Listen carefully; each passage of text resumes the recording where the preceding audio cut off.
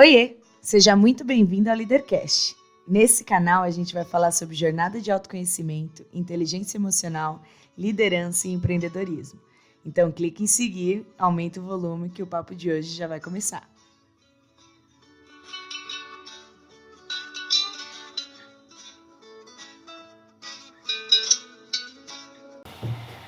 Oi, bem-vindo ao primeiro episódio do Leadercast. Gente, estou tão feliz que esse projeto saiu do papel.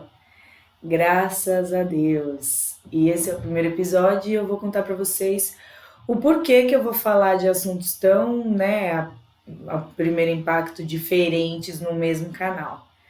Tá? Eu falo na nossa introdução que a gente vai falar aqui sobre desenvolvimento pessoal, que é onde engloba toda essa jornada de autoconhecimento, todo esse desenvolvimento de inteligência emocional. Então eu quero dividir alguns casos com vocês, algumas experiências particulares nesse sentido.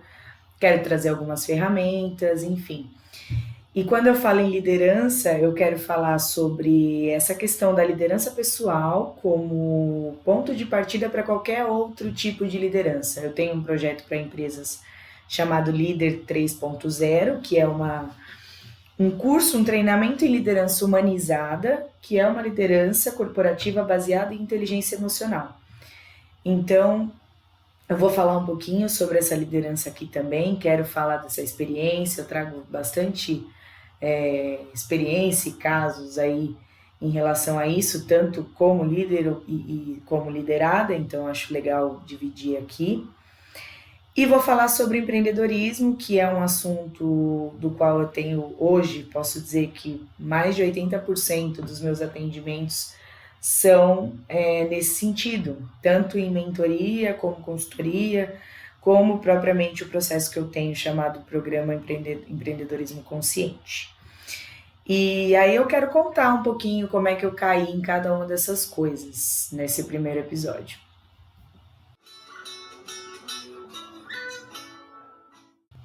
Bom, primeiramente eu venho do mundo jurídico. Para quem não me conhece, eu sou formada em Direito e fui advogada. Sou advogada, nunca vou deixar de ser. É que hoje não atuo mais, fiz de fato a transição integral de carreira, não atuo mais na área jurídica, a não ser para a família, né? Quando alguém faz alguma pergunta, alguém quer que veja processo, enfim, a gente acaba ainda fazendo essas coisas. Mas hoje eu atuo somente com o desenvolvimento pessoal. E eu conheci o coaching, que é a minha ferramenta, vamos dizer, principal, em 2013. Eu trabalhei na área jurídica bancária, eu trabalhei no Bradesco durante 6 anos.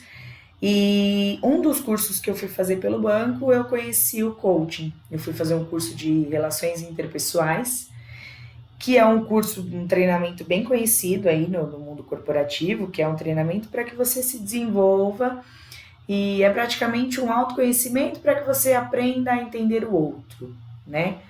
Hoje, trabalhando com isso, eu tenho consciência de que era um treinamento para que eu desenvolvesse a minha empatia, a minha habilidade da empatia.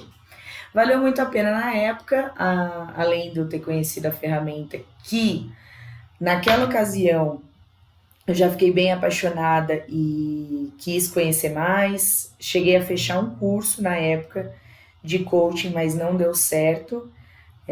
Nem me lembro o nome da escola, mas na época não aconteceu. Eu cheguei até a ir no hotel, na Paulista, e quando eu cheguei lá não tinha ninguém, não tinha turma nenhuma. Achei até que eu tinha tomado um golpe. E foi isso. Na época não vingou, participei de alguns workshops, fui me apaixonando cada vez mais por essa questão.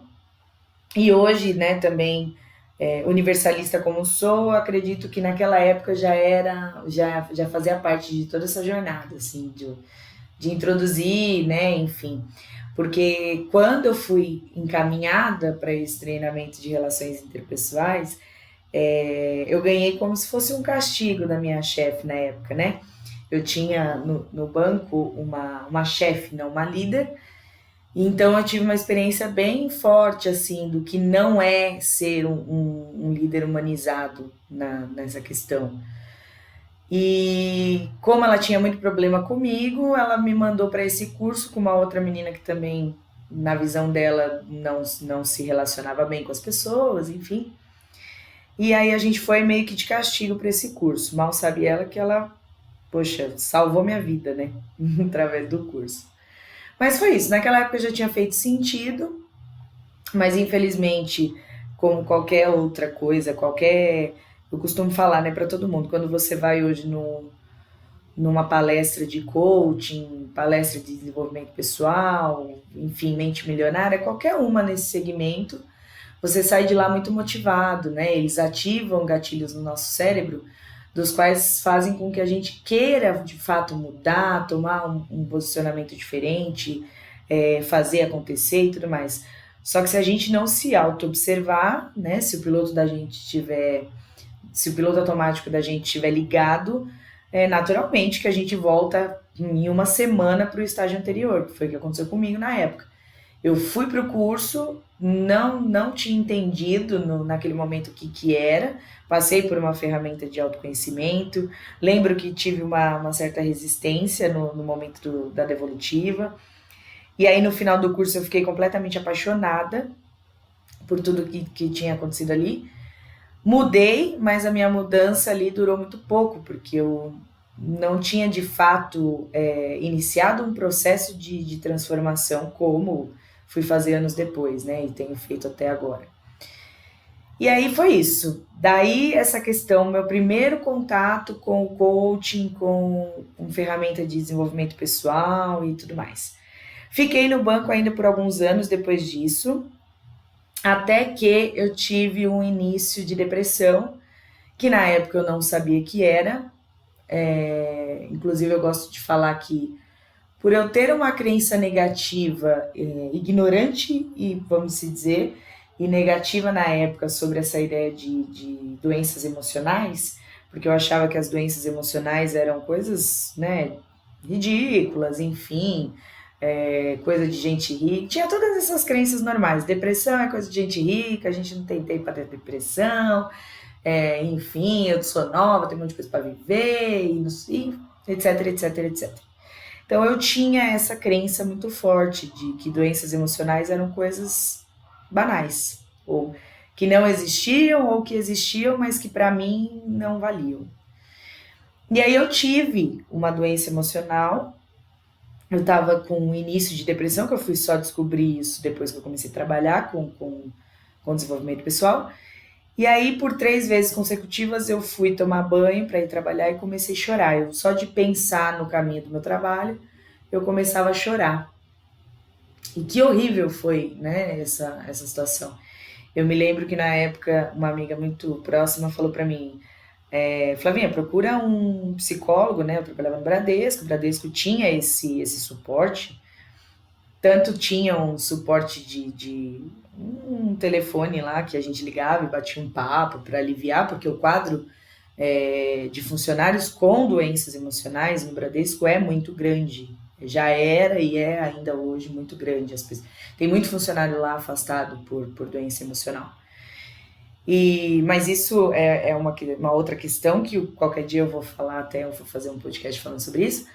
Mas eu quero focar aqui nessa ideia de que essa questão, voltando, a minha amiga, quando ela disse para mim, vá procurar uma ajuda, vá procurar um psicólogo, enfim, ele vai te afastar por depressão e aí você se restabelece, descansa e tudo mais. E aquilo soou para mim como uma ofensa na época. E eu falei, não, eu não vou, você é louco, eu sou nova, eu tenho tanta coisa para viver, tenho saúde, não, se eu tô me sentindo insatisfeita é porque eu tenho que sair do banco. É porque não tem lugar mais para mim ali, enfim.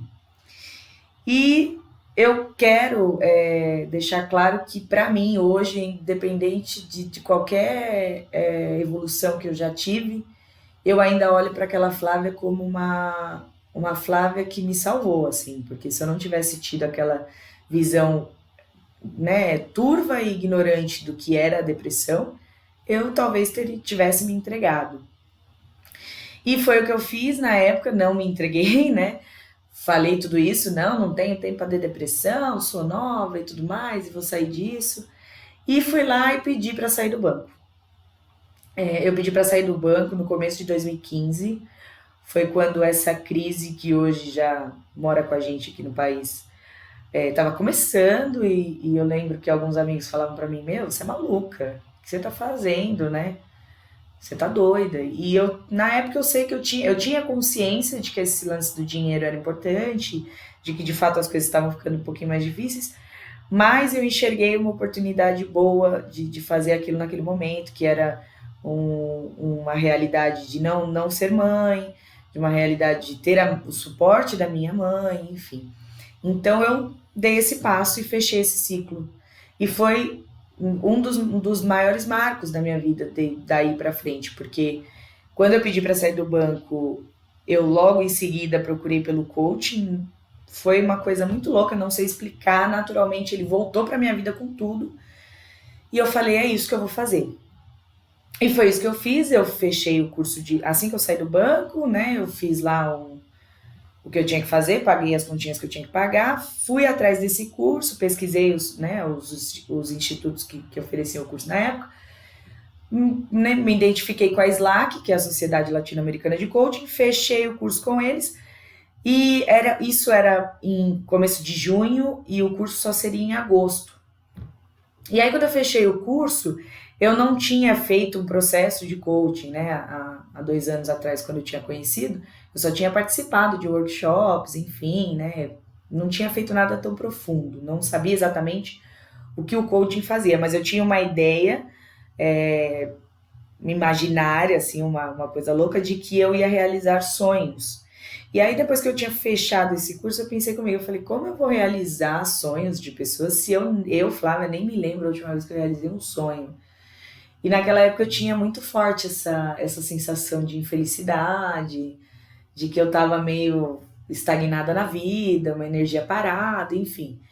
E aí eu tinha um sonho de fazer uma viagem e falei, beleza, é isso que eu vou fazer. Peguei todo o dinheiro que eu tinha na época, que tinha sobrado, e fiz essa viagem. Fiquei 22 dias viajando. Foi incrível, foi maravilhoso, voltei, e aí eu voltei no dia 3 de viagem, no dia 4 já era o meu curso, então foi tudo muito intenso.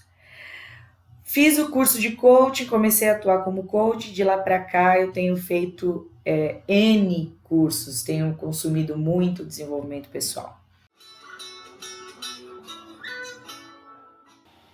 E qual que é o meu propósito nessa área? Por isso que agora eu vou começar a entrar nessa questão da liderança e inteligência emocional muito forte, enfim.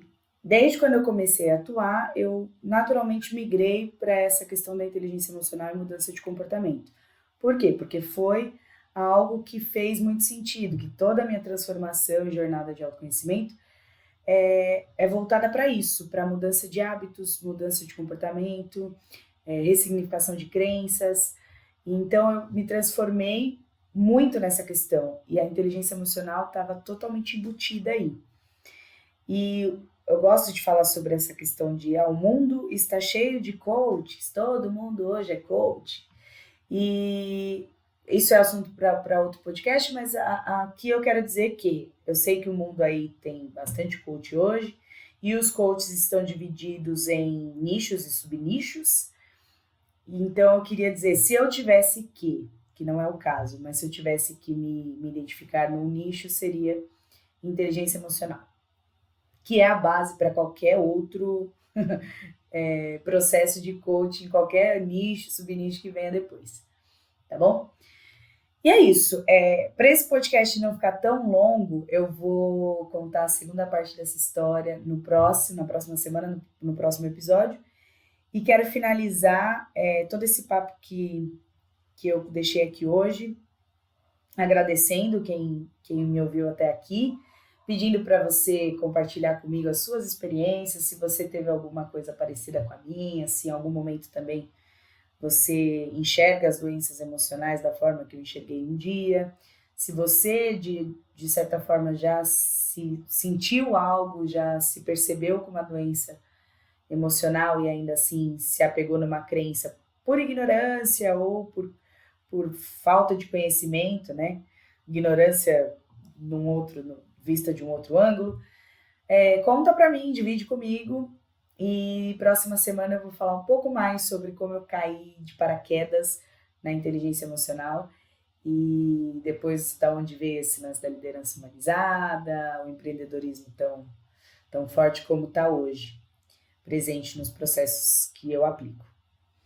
Beijos e até o próximo episódio.